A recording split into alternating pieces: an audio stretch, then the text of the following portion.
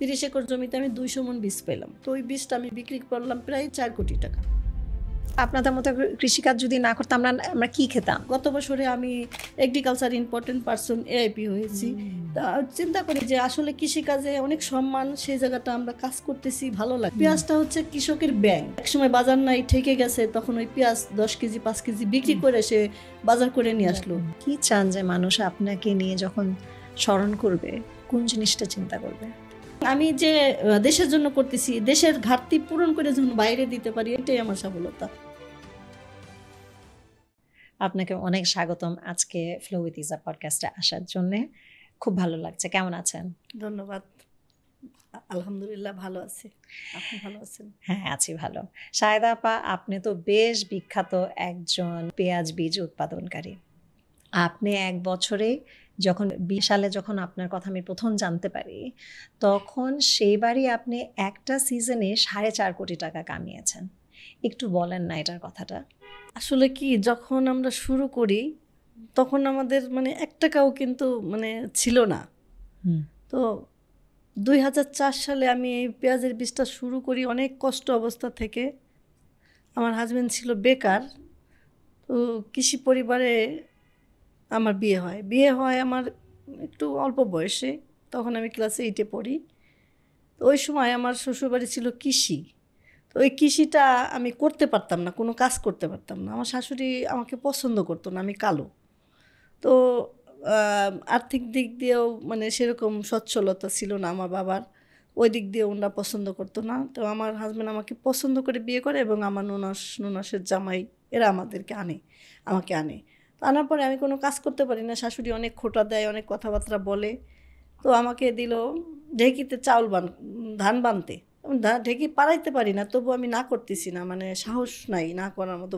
ভয়ে ভয়ে আমি ঢেকে পাড়াচ্ছি, কিন্তু হাঁপাই যাচ্ছি অবশ্য, আমি ভয়ে বলতে পারতেছি না। তারপরে এখন অনেক কাজ করায়, অনেক ধান বাইরেইতে হয়। আগে ইরি ধান ছিল, ইরি ধানটা আপনার খেজুর গাছ পাইতে দিয়ে ওইটা বাইরেইতে হইতো, বাইরে তারপরে আপনার উড়াইতে হইতো শুকাইয়া, আবার সিদ্ধ করে চাল শুকাইয়া, ধান শুকাইয়া চাল বানতে হইতো, ঢেকিতে পাড়াইতে হইতো। তো ওইভাবে আমি চিন্তা করতাম যে কাজ করলে মনে হয় আমাকে এরা ভালোবাসবে এবং ভালো জানবে। তো আমি কাজ করি, কিন্তু বলি না, কষ্ট হইলেও আমি চেষ্টা করি, ইচ্ছা আছে যে করি এবং চেষ্টা করি। তারপরে ওইভাবে করতে করতে তো শাশুড়ির মানে অনেক কথা বলে। বেকার অবস্থায় যে মানে একটা কষ্ট, এইভাবে আমি এই সময় এইভাবে আমি আস্তে আস্তে যখন আমার মানে বড় মেয়েটা মানে হইলো, তখনও সে বেকার। আমার বড় মেয়ে হওয়ার 2 বছর পরে ওনার চাকরি হইলো। তো বেকার অবস্থা থেকে আমি কৃষিকাজটা আমার হাজব্যান্ডের সাথে করি, যে তার সাথে সব কিছুতেই আমি হেল্প করি। এবং আমি ধান কাটার থেকে, ধান লাগানো থেকে, চারা করা থেকে, এবং পাট জাগ দেওয়া, ধান বাইরানো, আবার যে মেশিনে ব্লকে পানি দিতে হয় ধানের মাঠে, ওই সময় ওনার সাথে রাতে যাই হারিকেন নিয়ে, ওই লাইন করে করে মানে মাঠে পানি দেই।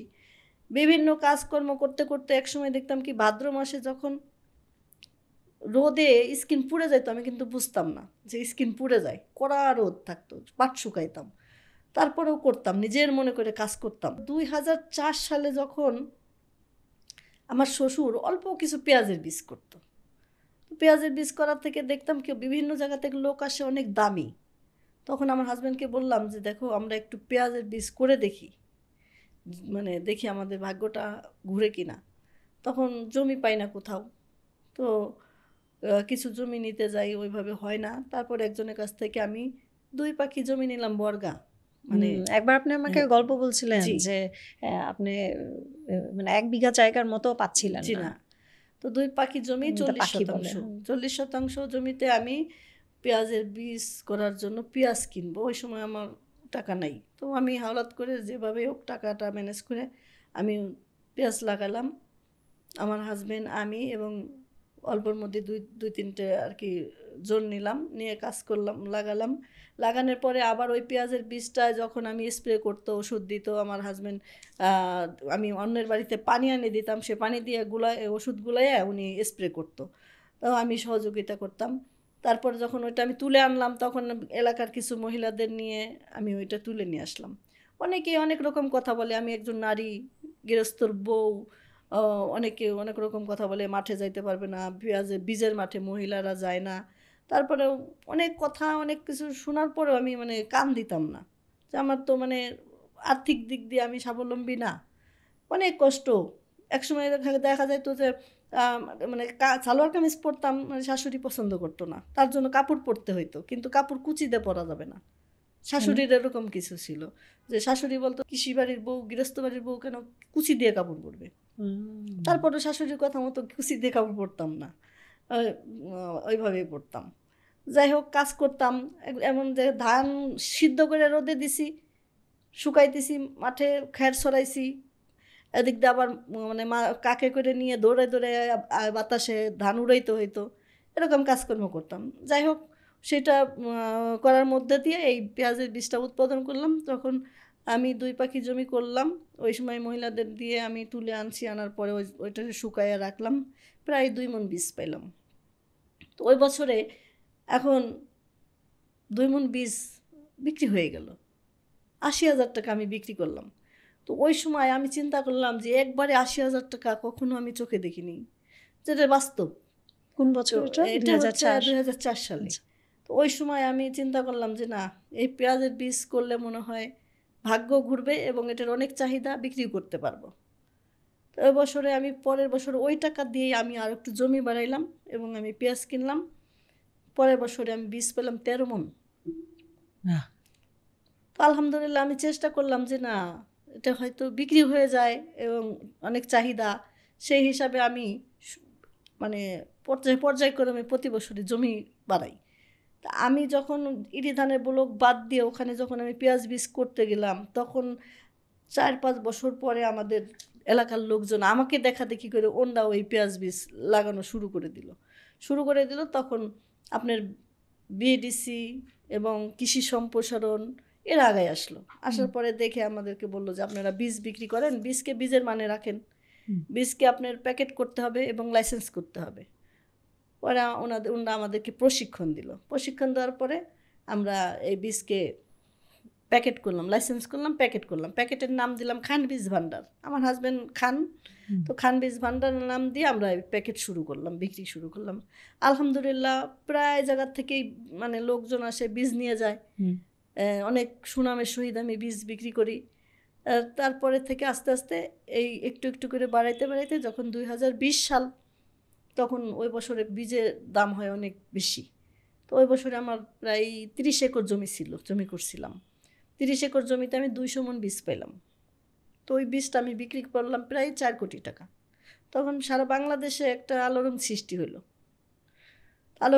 হলো। তারপরে লেখালেখি, মানুষের প্রশ্ন, কৃষিকাজ করে একটা নারী, সে এত টাকা বীজ বিক্রি করছে, আসলে কিন্তু টাকা থাকে না। আমার মানে 12 মাসই লেবার থাকে, তাদের কাজকর্ম এবং মাঠে জমি রাখা, জমির পরিচর্যা করা, বিভিন্নভাবে ইনভেস্ট করতে হয়। তো সেইভাবে আমি ওই সময় আমাকে channel I standard chartered bank আমাকে পুরস্কৃত করলো এগ্রো অ্যাওয়ার্ড মাধ্যমে। তো আমি এখন মনে করি যে আমি নারী হিসাবে আসলেও কিন্তু আমি কিন্তু থেমে নাই। আমার দেখি করে অনেক নারীরা মানে চেষ্টা করতেছে কিছু একটা করার জন্য। হয়তো বা কৃষিকাজটা আমাদের করতে করতে অভ্যাস হয়ে গেছে, অনেকেই এখন আর এইটা মানে পারবে না, যেহেতু এখানে রোদ বৃষ্টি, ঝড় বৃষ্টি, এবং এই যে আমি বীজটা করি, এতে কিন্তু অনেক ঝুঁকিপূর্ণ একটা ফসল। যেমন আপনার শিলাবৃষ্টি, ঝড়, অতি তাপমাত্রা, এই দিক দিয়েও মেনটেন করতে হবে। এক বছরে লাভ গেলে পরের বছরে, আগের এক বছরে লস গেলে পরের বছরে লাভ করলে ওইটা হয় পুষায় যায়, কিন্তু থেমে থাকলে তো আর ওইটা হবে না। এটা আমার মাথার মধ্যে কাজ করে। যে বছরে আপনার ক্ষতি হয়ে যায়, মানে লস হয়ে যায়, যেমন আবহাওয়াজনিত প্রাকৃতিক দুর্যোগে আমরা যদি একটু ক্ষতিগ্রস্ত হয়ে যাই, তো পরের বছরে যদি আমি বীজ করি, ইনশাল্লাহ পরের বছরে দাম পাওয়া যায়, এটা আমার মাথায় কাজ করে। তো এক বছরে, যে বছরে আপনার ছিডর হইল, আমি কেবলমাত্র জমির পেঁয়াজ লাগানোর পরে, তখন পেঁয়াজ লাগানোর পরে হাতে মানে টাকা পয়সা থাকে না, ওইটাই আমরা ইনভেস্ট করে ফেলাই মাটিতে। তো ওই ঝড়ে আমার ওই সব পেঁয়াজ নষ্ট হয়ে গেল। এখন আমি আর টাকা পাবো কোথায়? এখন আমার টাকা মিনিমাম আমার 20 ওই সময় না হলেও 20,000 টাকা লাগবে। ওই 20,000 টাকাও আমি বের করতে পারি না। আমি একটা এনজিওর মাধ্যমে একটা সমিতি করছিলাম। তো সমিতিতে আমি গেলাম যে আমাকে কিছু লোন দেন। ও বিভিন্ন লোকের শৈশাপ্পর লাগবে, কৃষিকাজে কোনো লোন নাই, ও কৃষিকাজ করে লোন দিবে কেমনে?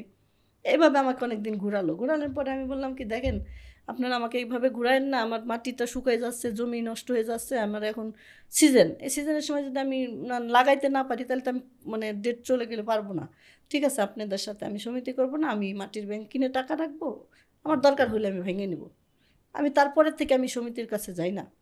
তো তারপরে আমি আত্মীয় স্বজনের কাছ থেকে হাওলাত করে আমি পেঁয়াজ আবার লাগাইলাম ওই বছরে। আলহামদুলিল্লাহ আমি ওই বছরেও দাম পাইলাম। তখন থেকে আমার মাথায় কাজ করে যে মানে এক বছরে যদি ক্ষতি হয়ে যায় তো অনেকেরই ক্ষতি হয়ে যায়, অনেকে কিন্তু লাগাইতে পারে না, তখন আপনার দেশে উৎপাদন কম থাকে, তখন যদি আমি করতে পারি ওই সময়টা দাম পাওয়া যায়। তো এটা আমার মাথায় কাজ করে। তখন আমার হাজব্যান্ডের সাথে করে আমি এটা করি। আমার হাজব্যান্ড বিভিন্নভাবে সহযোগিতা করেন এবং তার মাধ্যমেই কিন্তু আমার শেখা। আপনার হাজবেন্ডও ব্যাংকার? জি, ব্যাংকে চাকরি পাওয়ার পরেও আমি এটা ধরে রাখছি। তো প্রথম থেকে আমরা দুজনেই করতাম। তো আমার হাজব্যান্ড আমাকে অনেক কিছু শেখাইছে, তার অনুপ্রেরণা অনেক।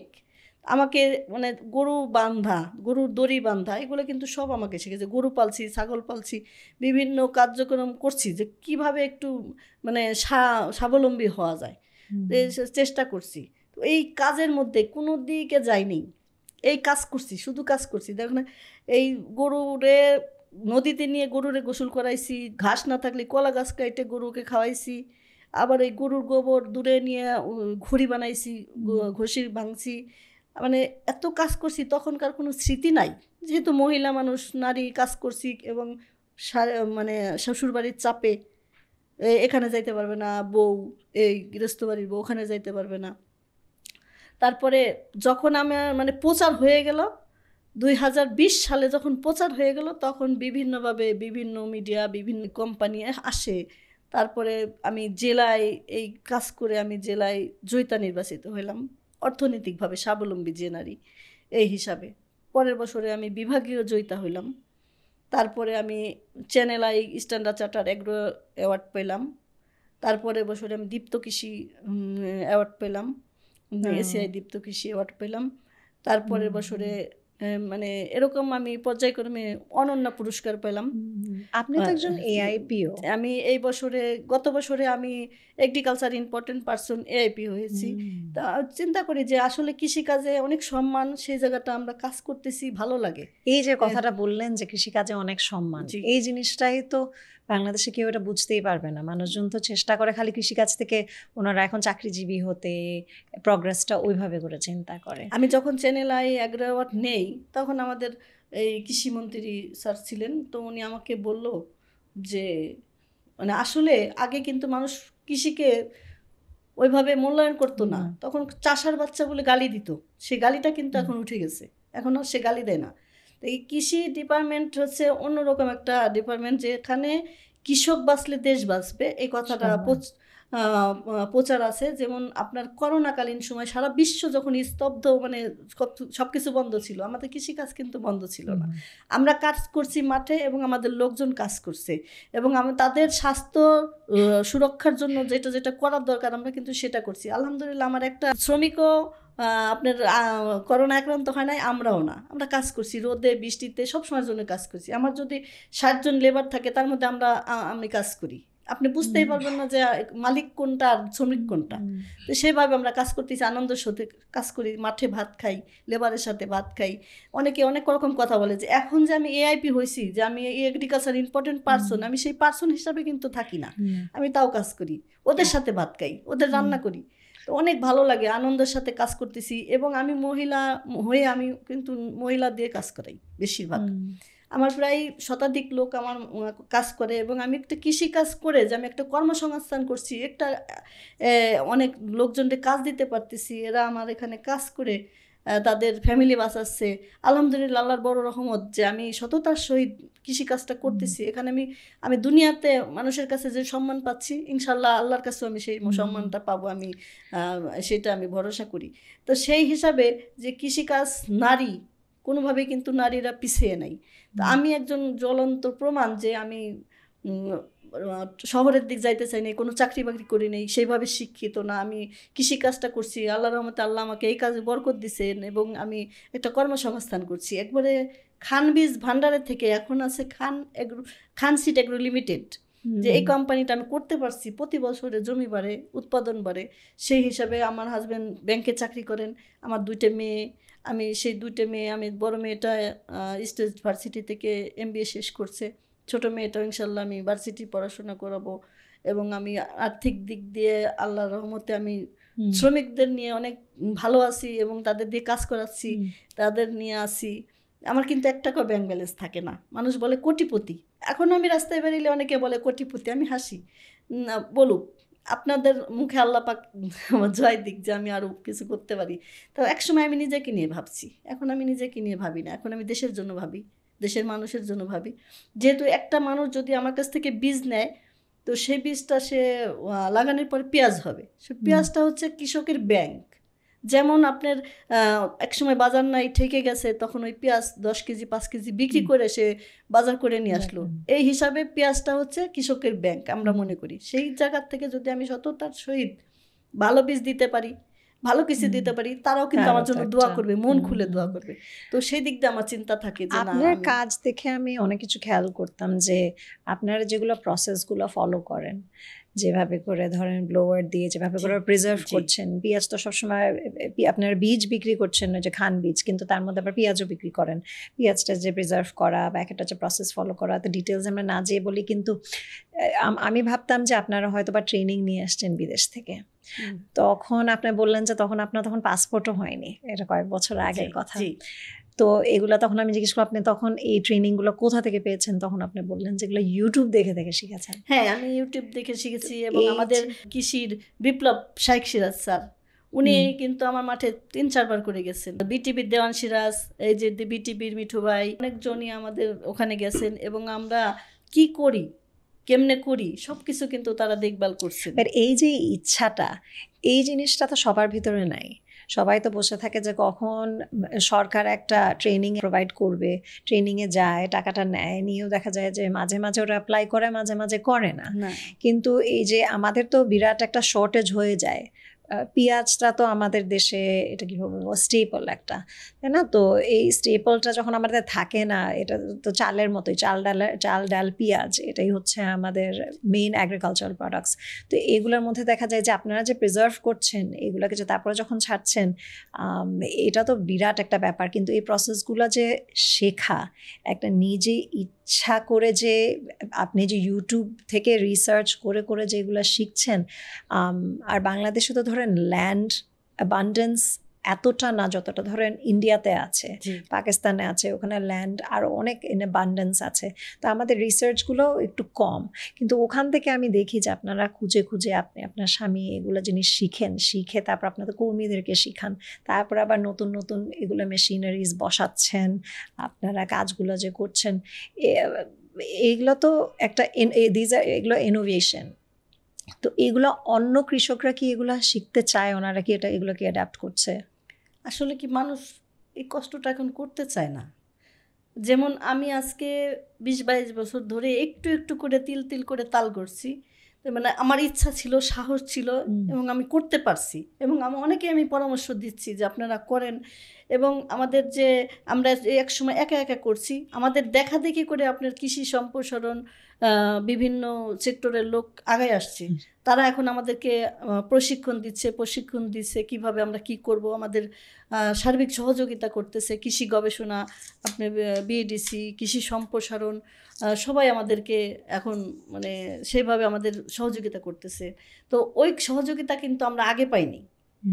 তো আমি মনে করি যে এই যে আমরা কিন্তু প্রকৃত কৃষক, আমাদের কিন্তু সব আছে, ধান, পাট, আপনার সরিষা, মুসুরি, তারপরে রসুন, কালো জিরা, আদাও করি, আমি আদা করি বস্তায়, এবং হলুদ আছে।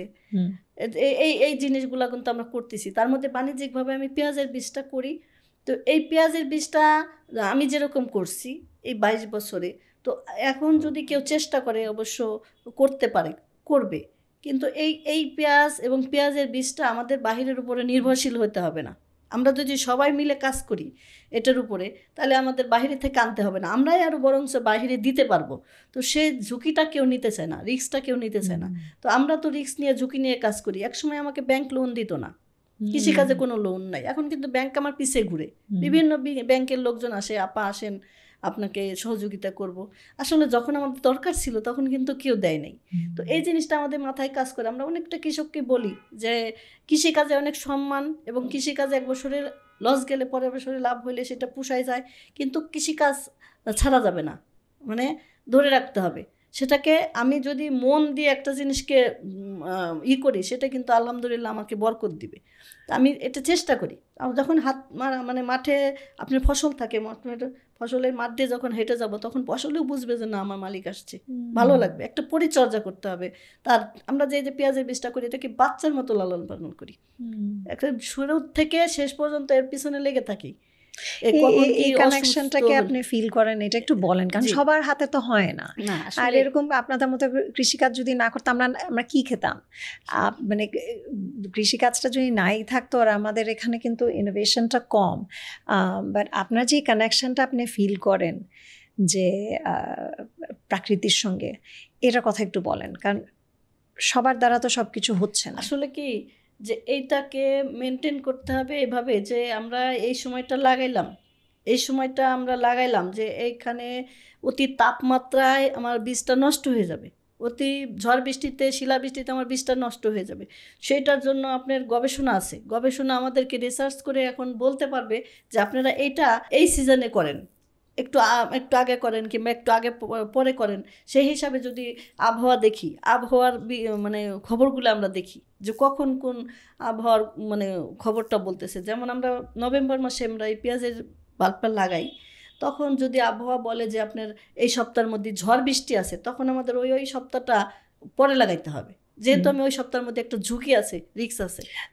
এই যে জিনিসগুলো তো আপনি কন্ট্রোল করতে পারবেন না, এটা প্রাকৃতিক দুর্যোগ। আমরা আল্লাহর নামে লাগাইছি, কিন্তু আল্লাহ পাক যদি রাখে থাকবে, নাহলে থাকবে না। এটার উপর আমাদের একটা ভরসা থাকে। তারপরেও কিন্তু আমাদের চোখে ঘুম থাকে না, আমরা মানে টেনশনে থাকি, মেঘ দেখলে আমাদের ভালো লাগে না। তারপরে আরেকটা বিষয় হচ্ছে যে আমাদের ফরিদপুরে যে অতি তাপমাত্রা তাড়াতাড়ি বেড়ে যায়, জমিও কম, সেই হিসাবে আমরা খোঁজখবর নিয়ে আমরা কিন্তু উত্তরবঙ্গের ওদিকে চলে গেছি, যেখানে আপনার আবহাওয়াটা ঠান্ডা থাকে। এই পেঁয়াজের বীজটা হচ্ছে কি ঠান্ডা আবহাওয়ায় ভালো হয়। তো ওইখানে দীর্ঘ সময় ঠান্ডা থাকে, আবহাওয়াটা ঠান্ডা থাকে, ওই সময় ওইখানে আমরা কাজ করি। ওইখানে আমরা জমি নিছি, সুগার মিলের জমি, ওখানে আমরা কাজ করছি, কিন্তু ওখানেও কিন্তু নারী কাজ করে।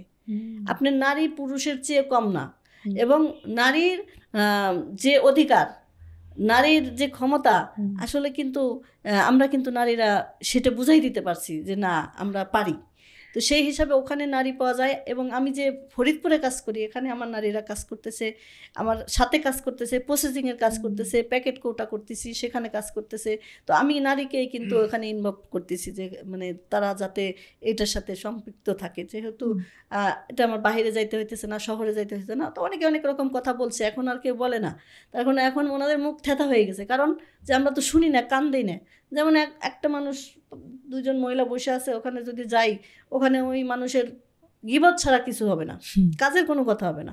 তো আমি মনে করি যে না, এখন বিভিন্ন জায়গায় আমি পরিচিত হয়েছি, এবং আমি একজন নারী উদ্যোক্তা হয়েছি। সেই হিসাবে আমি যে পুরস্কারগুলো পাইছি, বিভিন্ন জায়গা থেকে আমাকে অনেক সম্মান করেন, এবং আমি বিভিন্ন প্রোগ্রামে যাই, আমাকে স্যাররা ইনভাইট করেন। আমি আলহামদুলিল্লাহ, আমি মনে করি নারী হিসাবে আমি কিন্তু পিছিয়ে নাই।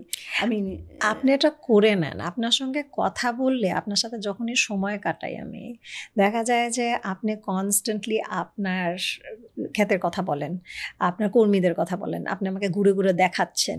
সারাটাক্ষণ আপনি যখন ঢাকাতেও থাকেন, আপনার মন পড়ে থাকে ওখানে। তো এই জিনিসটা আমার কাছে খুবই অ্যাডমায়ারেবল লাগে, যে ধরেন একটা রেগুলার একটা মহিলা গ্রামে বলেন, মফস্বলে বলেন, শহরে বলেন, ওনারা কি নিয়ে কথা বলে? ওনারা হয়তো বা নিজেদের ঘর সংসার, বা কার বিয়ে হলো না হলো, শাড়ি গয়না, নাহলে এই বাড়ি থেকে ওই বাড়ি পাড়া বেড়াচ্ছে বা করছে, কিন্তু আপনাকে আমি সারাক্ষণ দেখি কাজের ভিতরে থাকতে। আপনার সঙ্গে যখন বসে চা খাই তখনও আমি দেখা যায় চা খাচ্ছি, যেটা করছি না কেন আপনি সারাটাক্ষণ আপনি পেঁয়াজের বীজ, পেঁয়াজ, ফলন এগুলো নিয়ে আসেন, আমার ক্ষেতটা দেখতে আসেন, আপনার ফুল হয়েছে এত সুন্দর, এগুলো সারাটাক্ষণ আপনি ওইটা নিয়ে আপনার একটা প্যাশন। এই প্যাশনটা কি করার জন্য আপনি ধরেন ইয়াং যারা আছে ওদেরকে কি বলবেন? আসলে কি আমি মনে করি কি যে আসলে মানুষ চাকরির পিছনে ঘুরে, চাকরির পিছনে না ঘুরে আমরা কিন্তু চাকরি দিতে পারি, নিজেরাই একটা কর্মসংস্থান করতে পারি, চাকরি করতে পারি, যদি আমাদের মনোবল থাকে, যদি আমাদের সাহস থাকে। ইচ্ছা করলে সব কিছুই করা যায়, সম্ভব, কিন্তু ইচ্ছা থাকতে হবে। তো ইচ্ছা থাকলে এবং আমার গন্তব্যস্থানে আমি পৌঁছাইতে পারবো। যে আমি ছোট থেকে শুরু করছি, আমি কখনো ভাবিনি যে আমি এ পর্যন্ত আসতে পারবো, কিন্তু আমার ইচ্ছা ছিল এবং সাহস ছিল, তো সেই হিসাবে আমি আসতে পারছি। তো আমি অনেকেই কিন্তু এই ইউটিউব দেখে আমাদের পরামর্শ নিয়ে অনেকেই কিন্তু এখন উদ্যোক্তা হয়েছে, বিভিন্ন আপনার ফল ফসল, বিভিন্ন কৃষিকাজ, বিভিন্নভাবে জড়িত। আপনার এখন দেখেন পর্যাপ্ত ফল পাওয়া যায় দেশে, পর্যাপ্ত সবজি পাওয়া যায়, এগুলা কিন্তু উদ্যোক্তা হয়েছে, উদ্যোক্তারা এগুলা আপনার করতেছে, উৎপাদন করতেছে। তো আমাদের দেশে কৃষি নির্ভর বাংলাদেশ, সেই বাংলাদেশের মানুষ কিন্তু কৃষিকাজে অনেকই ইনভলভ আছে। এখন শুধু আম লিচু না, কত ধরনের স্ট্রবেরি থেকে শুরু করে বাহিরের যে ফলগুলো সেগুলো কিন্তু এখানে আমাদের দেশে হচ্ছে। তো সেই হিসাবে এখন কিন্তু মানুষ কিন্তু থেমে নাই। তারপরেও যে আমাদের যে পেঁয়াজ এবং পেঁয়াজের বীজটা যে ঘাটতি আছে, অনেক সময় বাইরে থেকে আনে। তো আমরা যদি মানে কৃষকরা মিলে যদি আমরা চেষ্টা করি জমির পরিমাণ বাড়াইয়া সবাই যদি এটার উপরে ঝুঁকি নেই, তাহলে আমাদের কিন্তু বাংলাদেশে ওই চাহিদাটা থাকবে না, আমরা বাইরে দিতে পারবো, আমাদের বাইরের উপরে নির্ভর হতে হবে না। তো সেই হিসাবে আমি মনে করি যে আমাদের ইচ্ছা থাকতে হবে, সাহস থাকতে হবে। ইচ্ছা সাহস থাকলে আমরা ওই গন্তব্যস্থানে পৌঁছাইতে পারবো। আপনার স্বামীর একটা ভালো একটা সাপোর্ট আছে, আপনারা একসঙ্গে কাজ করেন এখন, উনিও যদিও এখনো ব্যাংকে চাকরি করছেন, তারপরে বেশ ওনার একটা ভালো একটা কন্ট্রিবিউশন আছে। সবার কি এটা আছে? আর যাদের নাই তারা কি করতে পারে একজন নারী হিসাবে? যাদের নাই তারা ওই যে হিংসা করবে, আমি কোটিপতি হইলাম। আসলে কি কোটিপতি কেমনে হইলাম এসে দেখতে হবে, করে দেখতে হবে। আমি অনেকেই বলি যে আমি কোটিপতি হয়েছি, তোমরা লাখপতি হও, কিন্তু এমনি এমনি হওয়া যাবে না, মানে চেষ্টা করতে হবে, চেষ্টা অবশ্যই বিফল যাবে না। আমার ওই দিক দিয়ে বিশ্বাস, এই জন্য আমি কাজে বিশ্বাসী। আমি সবসময় মানুষের সাথে কাজের কথা বলি এবং অন্যকে পরামর্শ দিই। দেখুন তিনজন মহিলা বসে আছে, গিবত করছে, গিবত করো, একটা কাজ করো, ওখানে একটু কাজ করো, ওখানে একটু শাকসবজি করো, নিজের চাহিদা অনুযায়ী খাইতে পারবো, একটা গাছ লাগাও, এগুলো বাদ দাও, এগুলো আল্লাহর কাছে হিসাব দিতে হবে। অনেক সময় দেখা গেলো হাঁটা পথে, কিন্তু আমি বসি না, হ্যাঁ, এটা কিন্তু বলা যাবে না। আমার কাজ করতে হবে, আমি কাজে বিশ্বাসী, কেননা আমি কাজ করেই পর্যন্ত আসছি, এখনও আমি কাজ করি। আমি সারাদিনে 24 ঘন্টায় 20 ঘন্টায় আমি কাজ করি।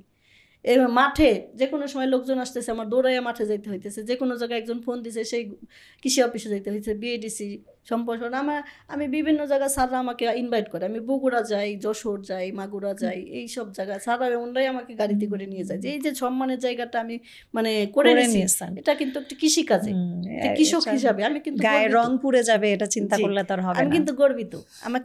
আমি যখন বলি যে আমি একজন কৃষক, আমার খুব ভালো লাগে যে এটার মধ্যে কোনো রাজনীতি নাই, কোনো কিচ্ছু নাই, দলবল কিচ্ছু নাই। আমরা স্বাধীন বাংলাদেশের স্বাধীন মানুষ কৃষিকাজটা করতেছি স্বাধীনভাবে। এটার কথা আমাকে একটু বলেন, যেহেতু আপনি এখন অনেক ভালো করছেন, নিশ্চয়ই আপনাকে বলে রাজনীতিতে জয়েন করতে? অবশ্যই বলে অনেকে। আমি বলছি রাজনীতির কোনো নীতি নাই, আমি ওইটার মধ্যে নেই। আমি যে কাজটা করতেছি আলহামদুলিল্লাহ, এই কাজে আমি অনেক ভালো আছি আলহামদুলিল্লাহ। আমি যখন মানে আমি থাকবো না, আমার বর্তমানে এটাকে কেউ যদি ধরে রাখতে চায়, তো আমার তো ছেলে নাই, আমার বড় মেয়ের জামাই আছে, আমি তাকে ছেলে বলি, মাইন্ড করে, মানে জামাই বললে সে কিন্তু এই ব্যবসাটাকে বুঝতেছে। আপনার তো 2টা মেয়ে আছে, মেয়েদেরকে চান না যে মেয়েরা আপনার মতো কাজ করে? না, আসলে আমি কষ্ট করছি, আমার হাজবেন্ড কষ্ট করছি, কিন্তু মেয়েদেরকে আমি কষ্ট দিই। তো এই জিনিসটা যে আপনার যে প্রেশারটা না দেয়া, যে আমি করছি এখন আমার মেয়েদেরও করতেই হবে, মেয়েকে ওখানে বিয়ে দিয়ে যে না তুই জামাই নিয়ে এখানেই থাকবি, আমার কাজই করবি, এই যে প্রেশারটা, এই অ্যাটাচমেন্টটা যে আপনার নাই, এটাও কিন্তু বেশ প্রোগ্রেসিভ একটা মেন্টালিটি।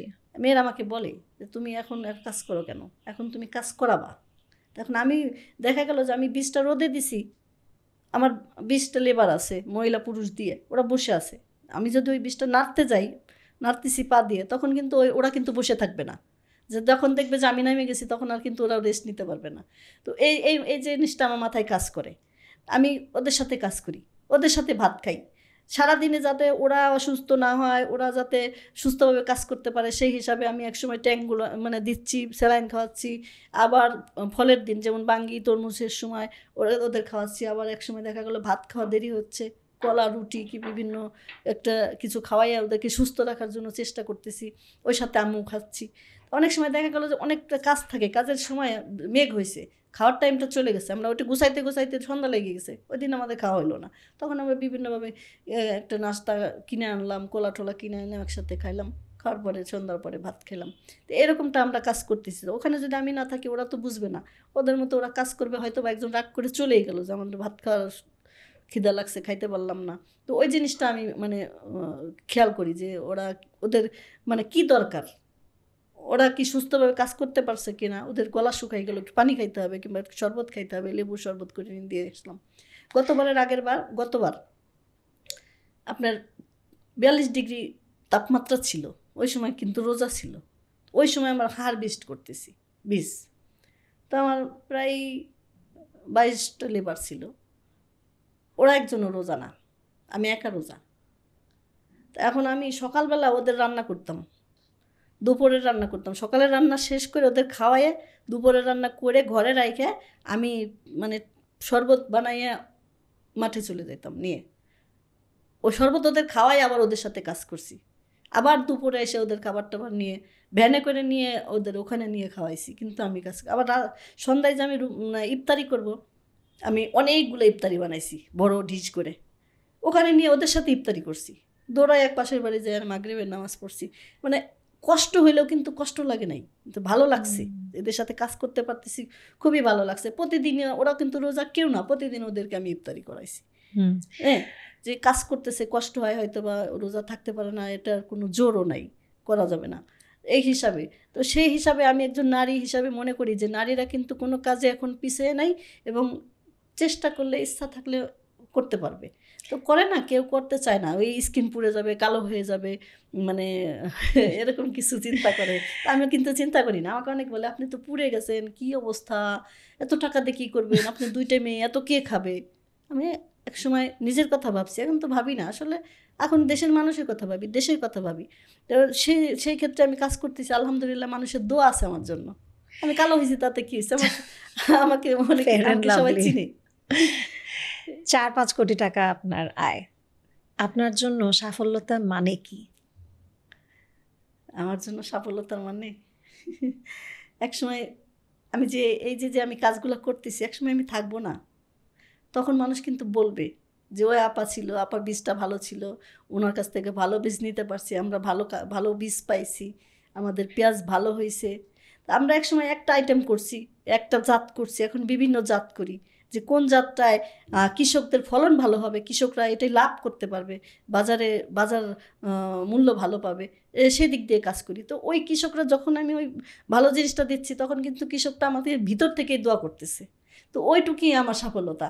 এবং আমি যে দেশের জন্য করতেছি, দেশের ঘাটতি পূরণ করে যখন বাইরে দিতে পারি, এটাই আমার সফলতা, যে বাইরে থেকে যেন আমাদের আনতে না হয়, এটাই আমি মনে করি।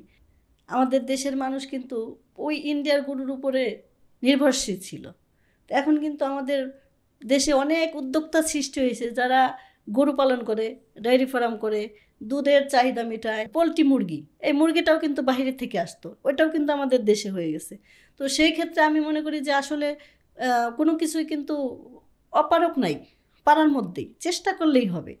তো আমরা সেই চেষ্টাই করি যাতে আমাদের বাহিরের উপরে নির্ভরশীল না হতে হয়, আমরাই যেন আবার বাইরে দিতে পারি।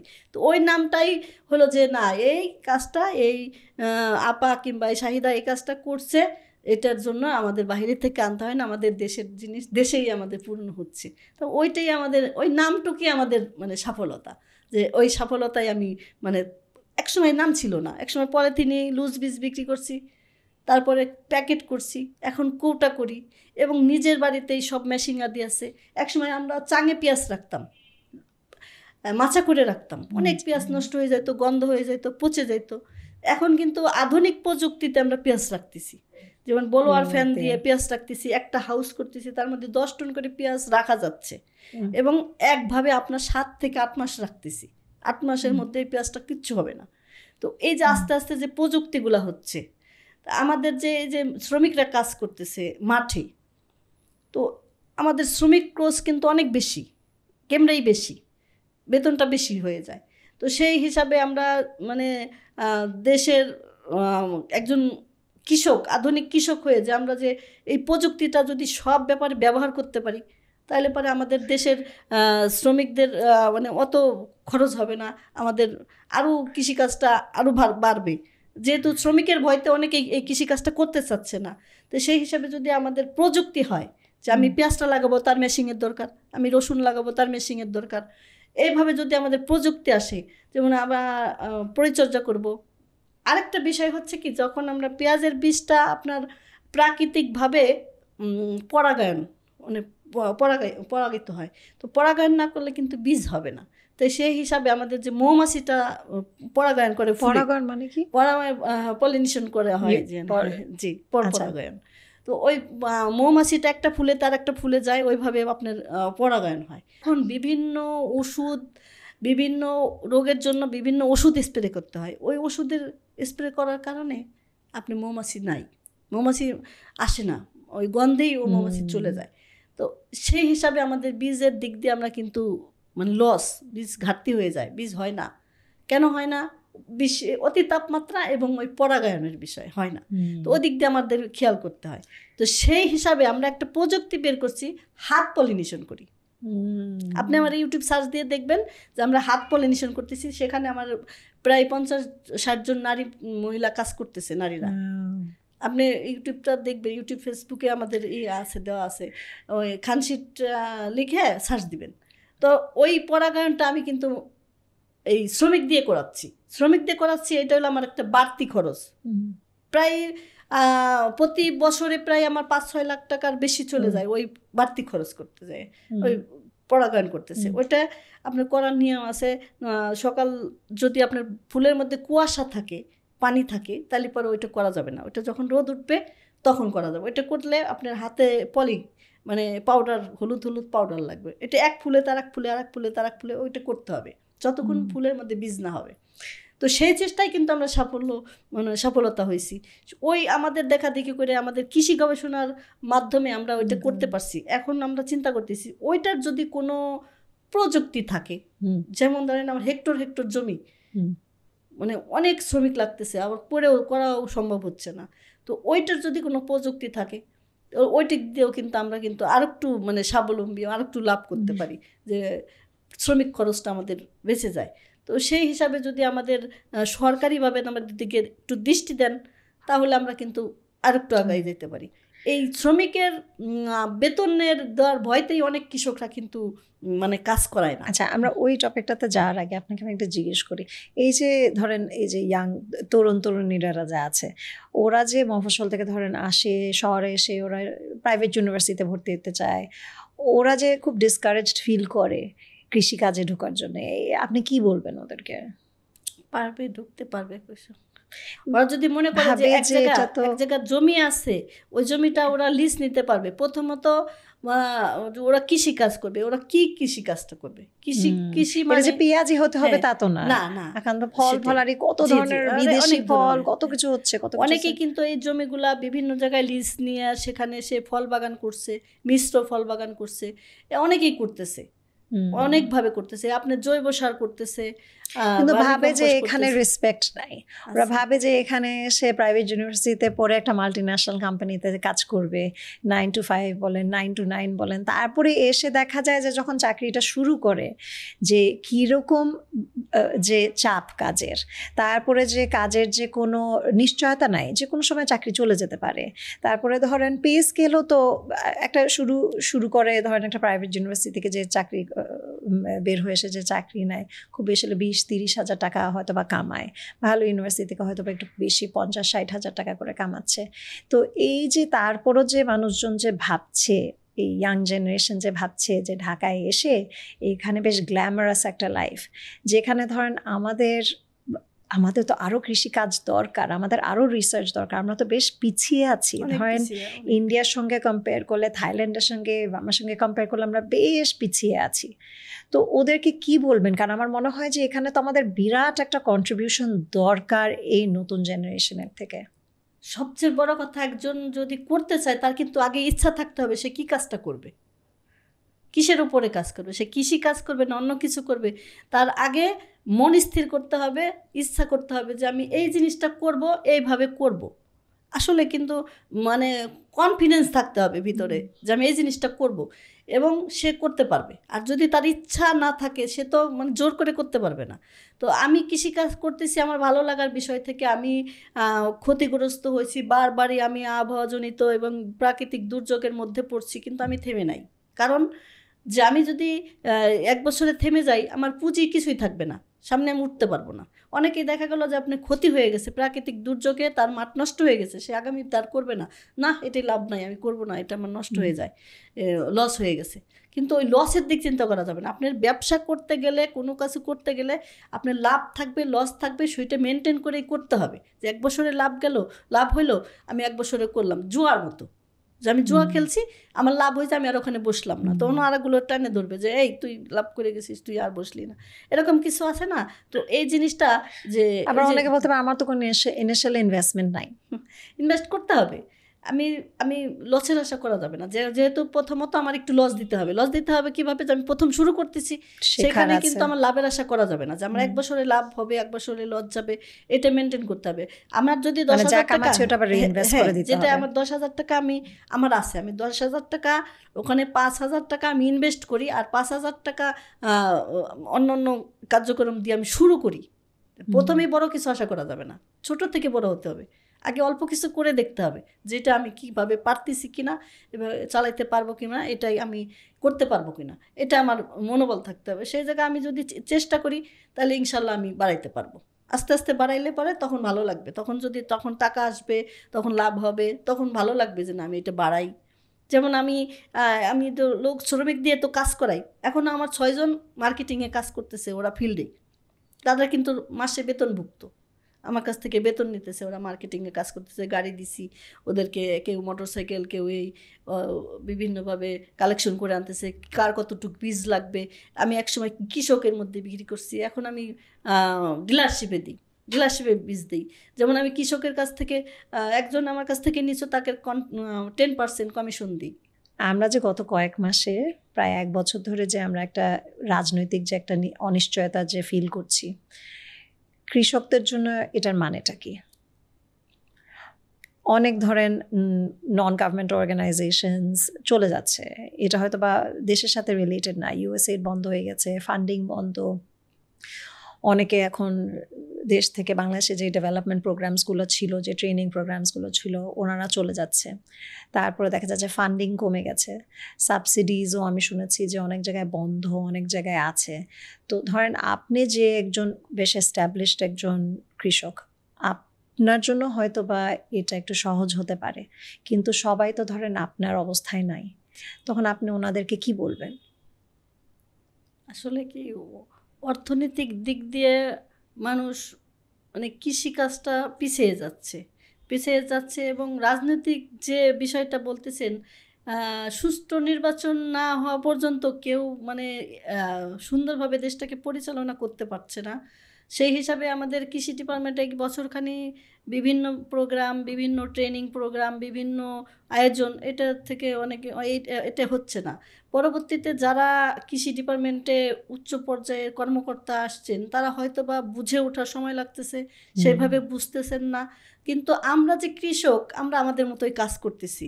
তো অনেক কৃষকরা এদিক দিয়ে হতাশ, তাদের ট্রেনিং প্রোগ্রাম নাই, তাদের এই কাজগুলো হচ্ছে না, কিন্তু আমরা ওইদিকে চিন্তা করতেছি না, আমরা আমাদের মতো কাজ করতেছি। তো সেই হিসাবে আমি মনে করি যে আমরা কোনো রাজনীতিতে নাই, যারা মানে কৃষি ডিপার্টমেন্টের যারা উচ্চ পর্যায়ে কর্মকর্তা আছে, তারা জিনিসটা বোঝার পরে আমাদের কৃষকদের দিকে একটু দৃষ্টি দিক, যাতে কৃষিকাজটা আমরা সুন্দরভাবে কৃষকরা করতে পারি এবং বিভিন্নভাবে যাতে দেশের জন্য আমরা উৎপাদন করতে পারি, যে কোনো ফল ফসল বলেন, সেদিক দিয়ে যদি আমরা দৃষ্টি দেয় তাহলে হয়তোবা আমরা কৃষকরা একটু উপকৃত হই এবং তারাও বুঝতে পারে। এবং আমরা মনে করি যে আমরা শুধু বাংলাদেশে না, আমাদের জন্য বাহিরের কোনো কান্ট্রিতে নিয়ে আমাদেরকে দেখানো হয় যে আমরা বাংলাদেশের চেয়ে বড় কোনো দেশ আছে কৃষির উপরে নির্ভরশীল, সেটাও আমাদের বোঝানো উচিত। আমরা সেভাবে কিন্তু কৃষকরা ওইটা বুঝি না, যে আমরা শুনি যে বিদেশে এটা আছে ওইটা আছে, কিন্তু ওইভাবে আমাদের কিন্তু সেভাবে ওখানে আমাদেরকে নেওয়া হয় নাই, আমাদের দেখানো হয় নাই।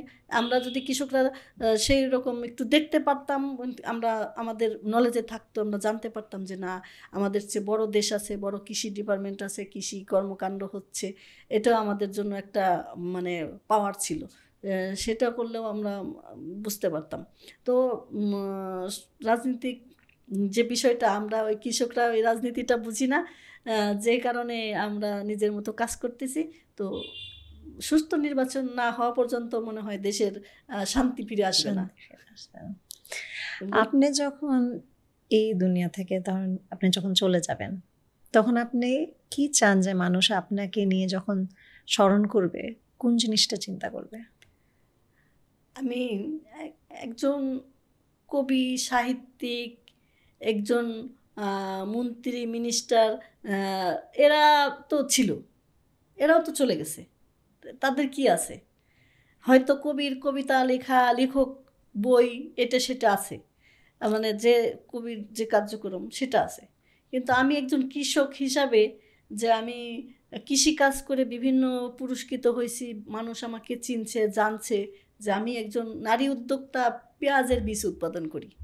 তো সেই হিসাবে আমি ভালো বীজ দিতে পারছি, কৃষকরা উপকৃত হয়েছে, ওই নামটাই হয়তো আমার থাকবে। তাছাড়া তো আর আমি কিছু মানে আমি সেই যোগ্য লোক না যে আমি কিছু করতে পারছি। আমি একজন সাধারণ কৃষক হিসাবে, নারী হিসাবে বলতেছি যে এইটাই থাকবে মানুষের মুখে মুখে, যে অমুক আপা ছিল, ওই শাহিদা ছিল, এরকম বীজ বিক্রি করতো, আসলে কি সে চলে গেছে দুনিয়ায় থেকে, এখন তার এটা কেউ করতেছে না, আমরা ভালো বীজ পাচ্ছি না, এরকম কিছুই হবে।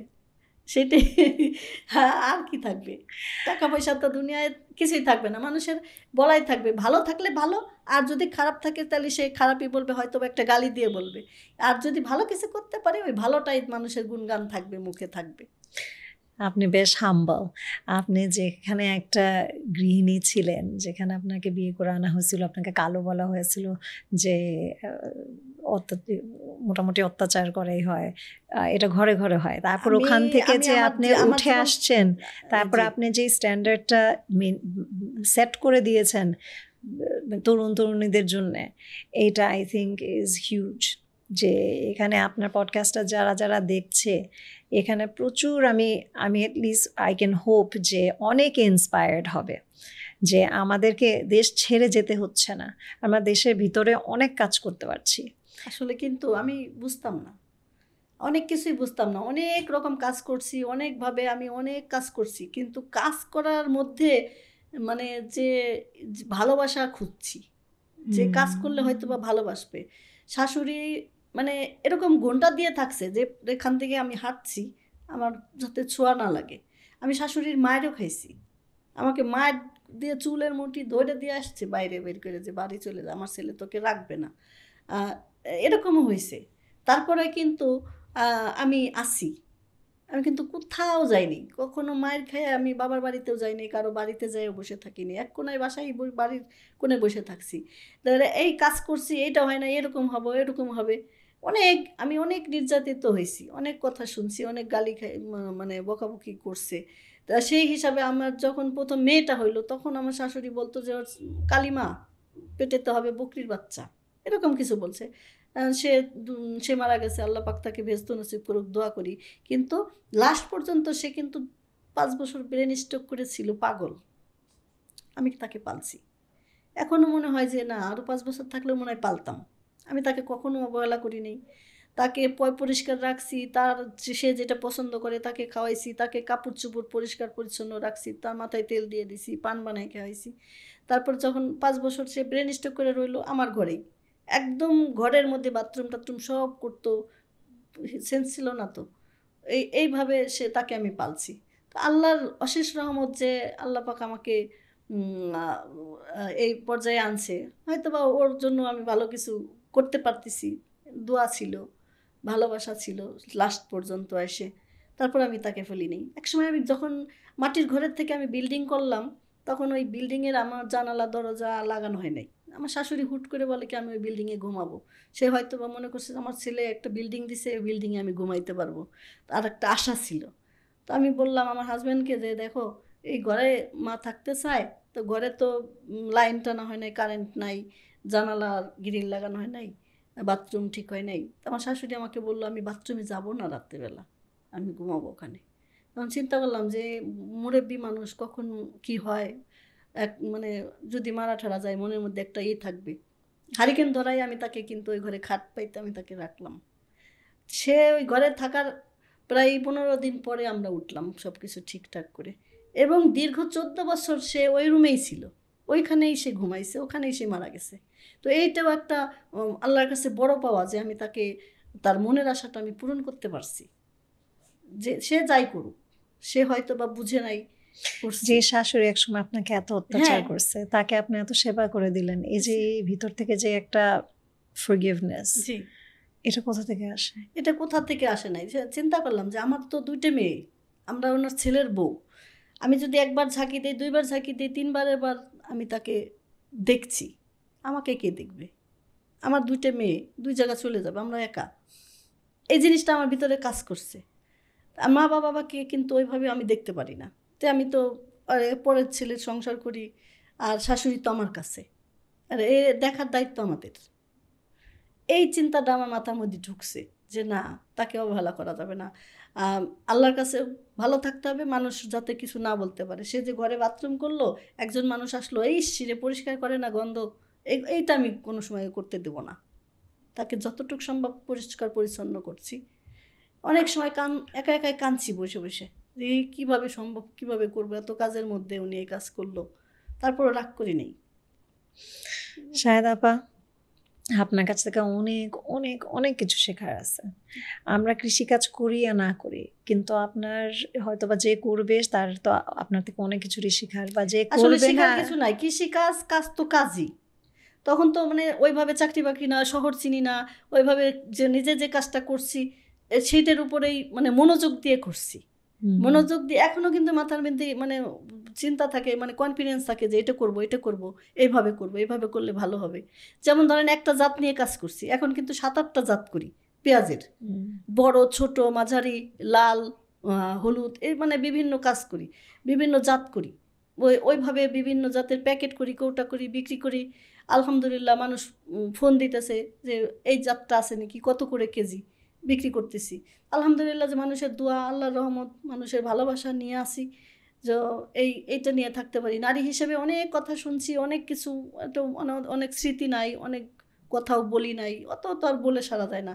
তারপরেও আলহামদুলিল্লাহ এই পর্যায়ে আসি, মানুষ অনেক বলে তুমি পুড়ে গেছো, কালো হয়ে গেছো, এগুলো কেন করো? তারপরেও যে মানুষ আমাকে চিনে যে আমি কৃষি কাজ করি, আমি কৃষক, আমি এক জায়গায় গেলাম, গয়নাগাটি পড়লাম, সাজুগুজু করলাম, সেটা আমার বড় মানে পরিচয় না। আমার পরিচয় আমি একজন কৃষক, আমি একজন নারী উদ্যোক্তা, নারী কৃষক, এই হিসাবে মানুষ আমাকে চিনে। এটাই আমার খুব ভালো লাগে, আলহামদুলিল্লাহ। আমরাও খুবই খুবই খুবই গর্বিত আপনি একজন, আপনার মতো একজন কৃষক আছে। আপনি একটা হিউজ একটা ইন্সপিরেশন সবার জন্যে, শুধু যারা কৃষক হতে চায় তাদের জন্য না, সবার জন্য আপনি একটা হিউজ একটা, যে একটা এন্টারপ্রেনার হতে চায়, যে একজন কৃষক হতে চায়, সবার জন্য আপনি একটা ইন্সপিরেশন। কাজ তো কাজই, কাজকে আমি যে সম্মান দেব, কাজ আমাকে সেই সম্মানের জায়গাটাই পৌঁছাই দেবে। আমি মনে করি যেইটাই করুক, কাজকে সম্মানের সহিত করলে সেই কাজ সেই সম্মানের জায়গাটাই দেয়। তো আমি অনেকে কি বলি যে দেখেন কাজ কিন্তু কোনোটাই ছোট না, আমি চুরি না করলেই হলো। কাজ মনোযোগ দিয়ে যে কাজটা করব, ইনশাল্লাহ আমি সেই কাজে সাকসেস হতে পারবো। আমিও সেটা হয়েছে, আলহামদুলিল্লাহ। শুকরিয়া আদায় করি, আল্লাহ যেন বাকি জীবনটা সুস্থ রাখেন, এই আল্লাহর কাছে চাওয়া। আপনাকে অনেক অনেক ধন্যবাদ আজকে এসে আমাদের সঙ্গে কথা বলার জন্য। জি, দোয়া করবেন আমার জন্য। জি।